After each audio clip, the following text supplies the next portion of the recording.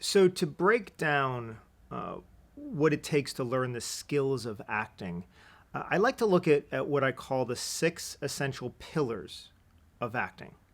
And because it divides the skills that we need to learn into categories. Because as an actor, it's not just one thing that we need to learn, there's a lot of different things. So, the six essential pillars begins with something, the first pillar, that's called mental and analytical. And what this means is that we have to learn how to hone our mental focus, our ability to comprehend and understand material. As an actor, we need to learn how to break down a script, understand the story. We have to be able to memorize dialogue. We have to understand deeper levels of character. There's all of these things we have to do. And one of the biggest parts of the mental pillar is something called outward focus. As an actor, we need to be in the present moment, right? And we hear that a lot. And for any of you studying acting, you'll hear the moment, that phrase come up a lot. And I know for myself, when I was first studying acting many years ago, I would be told, that I need to learn how to be in the moment. And, acting instructors would be like, okay, are you in the moment? Are you really in the moment? And of course, I would just say, yeah, sure, I'm in the moment. And I would have no idea what they were talking about. And it went on for a very long time. Because what does it really mean to be in the moment? Well, I'm here right now. Aren't I in the moment? Well, what it means is that most people are here physically in the moment. That's where our bodies are right now. But our mind is thinking about things in the past, or we're thinking about what's going to happen next in the future. So our focus is really somewhere else. So when we work on the mental pillar, the skill of mental focus, what we mean is that as an actor, we're not only physically here, but through a sheer act of will, we pull our mental focus also to the present moment. That's what it means to be in the moment, that we're focused right here and right now, moment after moment after moment. The second one is the psychological pillar, meaning we have to learn and understand human psychology. Now, we don't have to go off and get a degree in psychology or learn how to be a psychologist, but what we have to understand is human behavior. This is important for two reasons. One, we need to understand our own psychology, our own human behavior, how we are affected, what we're affected by, and why. We need to learn how we react to things. We need to learn what triggers us, what affects us, what moves us, all of those things. And we have to also work to become as healthy as we possibly can as a human being. So it takes a lot of psychology to do that. At the same time, it takes psychology to understand character. We have writers that put together scripts and these wonderful characters on a page. Well, these are not flat characters. They begin by text on a page, but we have to bring them to life. We have to bring them and make them living, breathing human beings. So while we do that, we have to understand their psychology, their human behavior, what makes them tick, why and how they're affected by things. And so that psychology pillar is very important in understanding that. Next, we have what we call the emotional pillar. Now, emotions are a big part of acting. But acting is never about being emotional. We don't learn simply how to emote. That would be a very technical skill.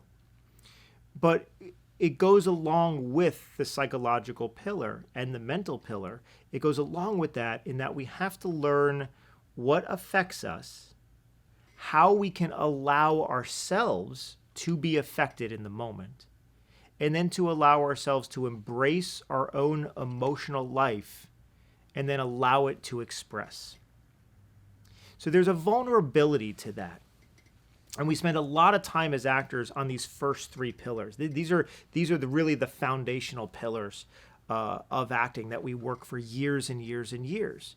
We work for a very long time on our mental focus, a very long time on understanding the human behavior, and we work for a very long time on understanding how our emotional life works and how we can use it and contribute that to our characters.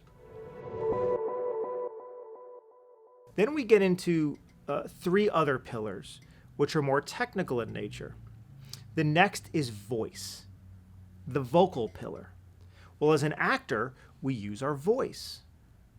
Now, whether you're on stage, you can be doing musical theater, you could be doing plays, or you can be in film, you can be in television, but we're using our voice to speak the dialogue, our voice to communicate ideas.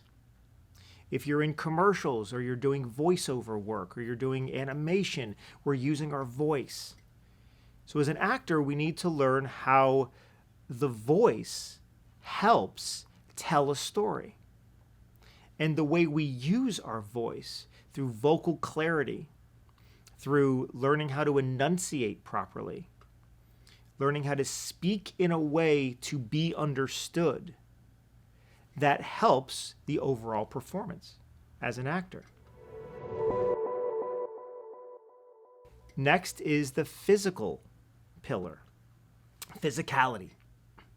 So most people believe that their physicality, what I mean by their physicality is how you might move through the day, how you sit, how you stand, how you lean on certain things, how you walk, your own physicality. We believe that that's the only way we can be physically. And we don't necessarily understand that how you move is simply how you have learned to move. It's not the only way you can move. And we learn that our physical being, there's so much that we can do with it.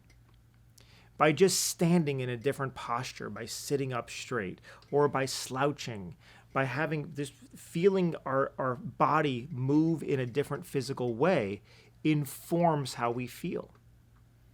And our characters, much of the time, will move differently than we in our own lives would move. They react differently than we would react.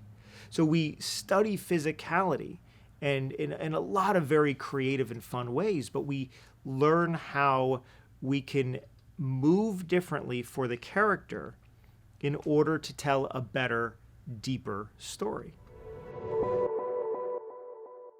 And then finally, the sixth pillar of acting is the technical or craft layer. And I like to call it craft, which is really a technical layer, but really it's about a lot of tools, a lot of technical layer tools that help us tell the story more efficiently and more effectively to an audience. And it could be vocal tools such as learning how to use dialogue in a certain way just to convey an idea. It could be a physical tool, learning that how we use our physicality helps tell this story, just a little more specifically. Or it could even be something what we call rhythmic tools. There's a rhythm and a pace to the things we do. And by changing up the rhythm, by going a little faster in this part and going a little slower in this part, it actually helps the audience understand. So these six pillars are a great way to break up all of the different things that we have to work on consistently and train as an actor. And if an actor is constantly and consistently working on any of these areas throughout their career, then they allows themselves to keep improving and keep getting stronger and stronger in their character development.